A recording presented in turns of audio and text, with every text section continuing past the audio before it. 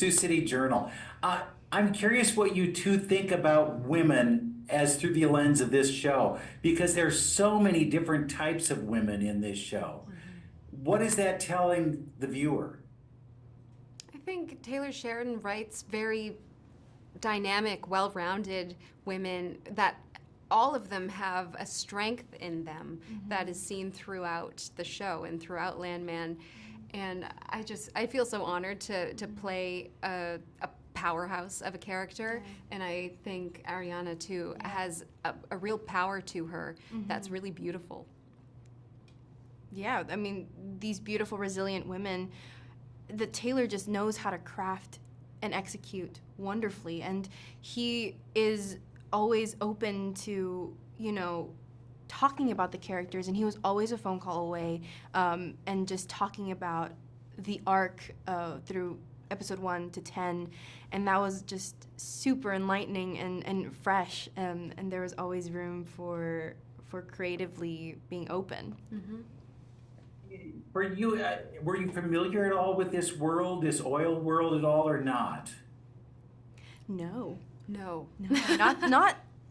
I mean, no. I got the audition, and I mean, it's a story based on the oil industry, and I'm just like, what?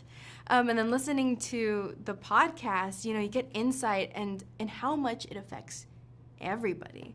Even if you think it doesn't affect you, it affects you, and so it's just amazing to have a show like this that gives you an insight and educates you and raises awareness and brings these beautiful characters to life. It's an absolutely fascinating world, this world of oil and gas. I didn't know very much about it at all. So the podcast as well, Boomtown by Kayla Wallace, was a great introduction to really understand how it is and how this world is ran and the people that are in this world, how it affects them.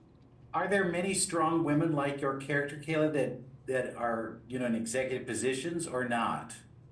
I would imagine it's mainly a male-dominated industry, but there's women who work in this industry as well, and we need women. We need strong women. Sure. And Taylor has written just beautifully, like I said before, dynamic but strong women. What surprised both of you about this world? I mean, for me, I did not realize that Texas was like this. And I think it's a way for the rest of the world to see what Texas is. We hear about Texas. We hear about things that are happening there. We hear about their determination in a lot of situations. But until you see the people and see what it's like, I don't think we get a picture of that. Yeah, this industry is so dangerous for the people who are working on the oil rigs, and how it directly affects the families. And there's a lot of money in this industry, and though, you do make a lot of money, you do falter with, is it worth it? Putting your life, so many people's lives at risk. Right. It's such an interesting industry, and I'm excited for people to get to know it. Yeah. Well, what's it like being with a baby in this show? Oh my goodness. It's surreal. Yeah, they did have some real babies on set, and they were absolutely adorable and completely new to me.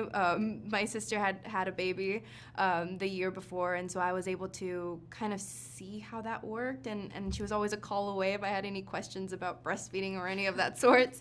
And so yeah, it was something that was definitely new for me.